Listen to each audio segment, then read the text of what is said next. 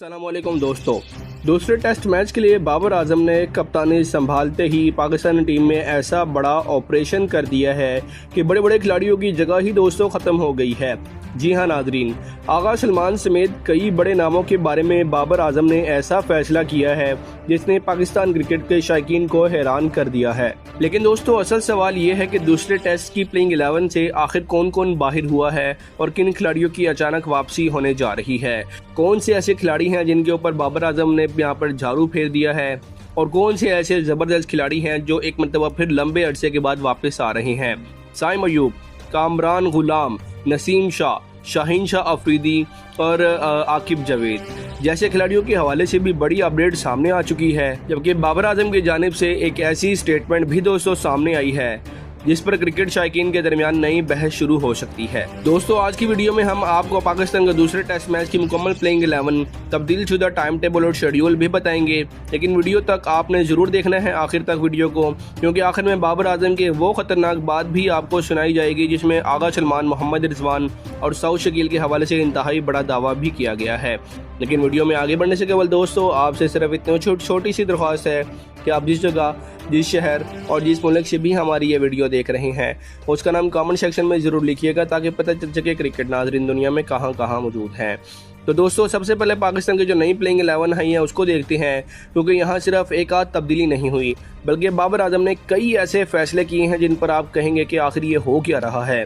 और एक और बात अभी से जहन में रखें, असल सरप्राइज आखिरी नंबर पर आने वाला है। जैसे आपको पहले बताया, जहां दो खिलाड़ियों में से एक का फैसला अभी तक पेंडिंग है, यानी आखिर में बाबर आजम किसको मौका देता है, यहां इस प्लेइंग 11 का सबसे बड़ा सवाल होगा। चलिए नंबर 1 से शुरू करते हैं। तो दोस्तों नंबर 1 पर अब्दुल्ला शफीक। सबसे पहले दोनों ओपनर्स को ही देख लेते हैं। पिछली बार जो सूरत हाल थी इसमें पाकिस्तान शुरू के चंद ओवर्स में ही अपनी विकेटें गंवा देता था। अब बाबर आजम ने यहाँ पर एक बड़ा तजर्बा किया है, अब्दुल्ला शफीक को नंबर 3 से उठाकर दोबारा ओपनिंग पर ला खड़ा किया है। और मेरे ख्याल में ये फैसला समझ में आता है, क्योंकि अब्दुल्ला शफीक को शुरू में खेलने का तजर्बा है, वो नई गेंद को खेल सकता है। और सबसे अहम बात यह है कि अगर ये विकेट पर जम गया तो पाकिस्तान को वो आगाज़ मिल सकता है जो पिछली इनिंग्स में नहीं मिल सका। लेकिन दोस्तों सवाल ये है कि क्या अब्दुल्ला शफीक वाकई इस बार पाकिस्तान की ओपनिंग मसले को हल कर पाएंगे, ये तो मैच में ही पता चलेगा। तो दोस्तों अब दूसरे ओपनर पर आते हैं। तो यहाँ पर शान मसूद को एक और मौका दिया जा रहा है। जी हाँ दोस्तों, यहाँ असल बात यह है कि ये तकरीबन आखिरी मौका लग रहा है। शान मसूद पहले भी ओपनिंग कर चुके हैं और अब दोबारा उनसे यही जिम्मेदारी ली जा रही है। उनकी तरफ से भी वाजिया पैगाम आया है कि अब या तो वो रन्स बनाएंगे या फिर वो बाहर बैठना पसंद करेंगे। तो दोस्तों अब सीधी बात है, अगर शान मसूद यहाँ भी नहीं चले तो फिर उनके पास बचाने को शायद ज़्यादा कुछ नहीं होगा। अब देखना ही है कि वो अपने बयान को बल्ले से साबित कर पाते हैं या फिर नहीं। क्योंकि दोस्तों शान को तो इसलिए शामिल किया गया था क्योंकि ये कहा जा रहा था कि शान के पास इंग्लैंड में खेलने का वसी तजर्बा है और इंग्लिश पिचेस पर वो बहुत ज़्यादा जो है ना अच्छी परफॉर्मेंस दे सकते हैं। लेकिन रिजल्ट्स उसके बरक्स सामने आए। अब यहाँ से असल बात शुरू होती है। नंबर 3 पर इमाम नहीं, अजान अवैस नहीं, यहाँ पर एक यंगस्टर को मौका दिया जा रहा है। जी हाँ दोस्तों, बिलाखिर यहाँ पर इंजरी से वापस आने वाले अब्दुल्ला फजल को बाबर आजम ने प्लेइंग 11 में शामिल करने का फैसला कर लिया है। इस बंदे के बारे में एक दिलचस्प चीज़ है, इसने अब तक सिर्फ 3 इनिंग्स खेली हैं और इनमें से 2 मरतबा नंबर 3 पर आया है तो दोनों बार 50s कर दी। सिर्फ एक मरतबा उसे ओपनर भेजा गया जहां वो कामयाब नहीं हो सका। तो बाबर आजम ने बिल्कुल वाजिया फैसला किया है, जिस नंबर पर तुमने परफॉर्म किया दोबारा वहीं जाओ और साबित करो कि वो परफॉर्मेंस इत्तेफाक नहीं थी। लेकिन अब असल इम्तिहान शुरू होगा, क्योंकि एक 50 बना देना अलग बात है और पाकिस्तानी टीम में मुसलसल अपनी जगह बनाना अलग बात है, और इंग्लैंड जैसे टफ टूर के ऊपर परफॉर्म करना तो फिर आप समझ ही सकते हैं। नंबर 4 पर दोस्तों कप्तान बाबर आजम खुद मौजूद हैं और यहाँ मुझे कम्बिनेशन की दिलचस्प बात लग रही है, क्योंकि इस वक्त पाकिस्तान को सबसे ज़्यादा ज़रूरत क्या है, विकेट पर रुकने वाले बैटर्स की। और अगर ओपनर जो टॉप ऑर्डर जल्दी आउट हो गए तो फिर बाबर को वो किरदार अदा करना होगा जिसके लिए उसे टीम में सबसे ज़्यादा अहम समझा जाता है, यानी विकेट रोकना, इनिंग्स को संभालना और बाकी बैटर्स को वक्त देना। लेकिन एक सवाल यहाँ भी है, क्या बाबर खुद लंबी इनिंग्स खेलकर टीम को बचा पाएंगे, क्योंकि नंबर 5 काफ़ी नहीं, क्योंकि सिर्फ नाम काफ़ी नहीं, इस बार रन्स भी चाहिए। अब दोस्तों यहाँ पर आता है वो फैसला जिस पर सबसे ज़्यादा बहस होने वाली है, मोहम्मद रिजवान बाहर और उनकी जगह पर विकेटकीपर बल्लेबाज गाजी गोरी टीम में शामिल। अब जाहिर है यहाँ सवाल उठेगा कि रिजवान जैसे सीनियर बैटर को आखिर बाहर क्यों किया गया। तो दोस्तों जरा जज्बात को एक तरफ रखकर परफॉर्मेंस देखें, स्टैट्स को देखें, पिछले रिकॉर्ड्स को देखें और पिछली इनिंग्स को उठाकर देखें। सिर्फ एक दो मैच की परफॉर्मेंस नहीं, आप पिछले 10-12 इनिंग्स को उठाकर देख लें। अगर एक खिलाड़ी मुसलसल मौका ले रहा है लेकिन उसके रन्स टीम को फ़ायदा नहीं दे रहे तो सिर्फ नाम की बुनियाद पर ऐसे उसे हमेशा खिलाते रहना भी तो कोई हल नहीं है। और दूसरी तरफ गाजी गोरी को जब मौका मिला तो उसने परफॉर्म किया। अब ये वो जगह है दोस्तों जहाँ बाबर आजम को फैसला वाकई टेस्ट होगा। अगर गाजी गोरी चल गया तो बाबर का फैसला मास्टर स्ट्रोक कहा जाएगा और अगर नाकाम हो गया तो यही फैसला सबसे पहले बाबर के खिलाफ साबित होगा।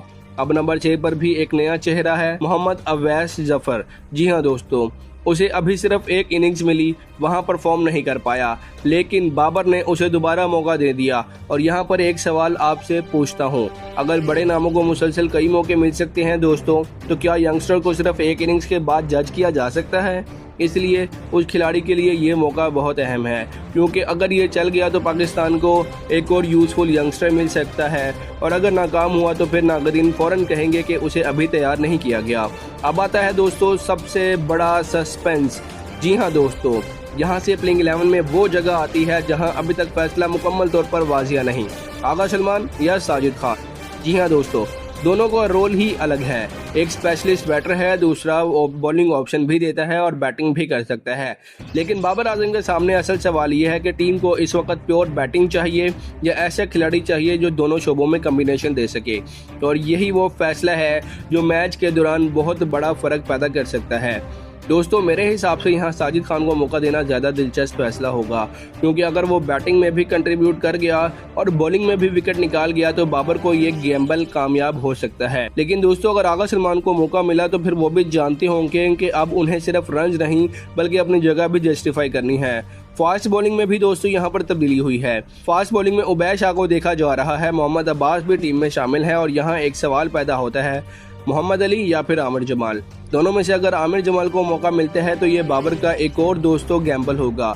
सच कहूँ तो मोहम्मद अली की जगह आमिर जमाल मुझे इतना कन्विंसिंग फैसला नहीं लगता, लेकिन क्रिकेट में बाज़ औक़ात कंडीशन फैसला तब्दील कर देती हैं। हो सकता है कि बाबर को लगता हो आमिर जमाल इन कंडीशन में ज़्यादा यूज़फुल साबित हो सकते हैं। लेकिन दोस्तों अगर ये गैम्बल नाकाम हो गया तो फिर सवाल बाबर से होगा कि बेहतर परफॉर्मिंग ऑप्शन को बाहर क्यों रखा गया। और आखिरी नंबर पर दोस्तों अली उस्मान को देखा जा सकता है, जबकि टीम में 2 स्पिनर्स भी मौजूद हैं। यहाँ सवाल एक अजीब सूरत हाल के ऊपर बना हुआ है। पाकिस्तान के पास फास्ट बॉलर से ज़्यादा स्पिनर्स इम्पैक्ट पैदा कर रहे हैं। ये खुद एक बहुत बड़ा सवाल है, क्योंकि पाकिस्तान को रवायती ताकत क्या रही है, फास्ट बॉलिंग आप सब जानते हैं। अब अगर स्पिनर्स को ही ज़्यादा कामयाबी मिल रही है तो फिर टीम मैनेजमेंट को सीरियसली सोचना होगा कि आखिर मसला कहाँ है। मजमूई तौर पर दोस्तों ये प्लेइंग 11 काफ़ी प्रेडिक्टेबल भी है और रिस्की भी है। चंद तब्दीलियाँ मुमकिन हैं, खास तौर पर आगा सलमान बामुकाबला साजिद खान वाला फैसला अभी सबसे बड़ा सवाल है। और अब मैं आपसे सीधा सवाल पूछना चाहता हूँ, अगर आप बाबर आजम होते तो किसको बाहर करते और किसको प्लेइंग 11 में शामिल करते? खासतौर पर रिजवान, आगा सलमान, मोहम्मद अली और आमिर जमाल और साउथ शकील में से फैसला आपका क्या होता? कमेंट सेक्शन में नाम जरूर बताइएगा, वजह भी बताइएगा, क्योंकि ये मैच दोस्तों 27 अगस्त को शुरू होगा पाकिस्तानी वक्त के मुताबिक दोपहर को 3 बजे। फिर पता चलेगा कि बाबर आजम का ये गैम्बल वाकई मास्टर स्ट्रोक था या फिर एक और गलत फैसला।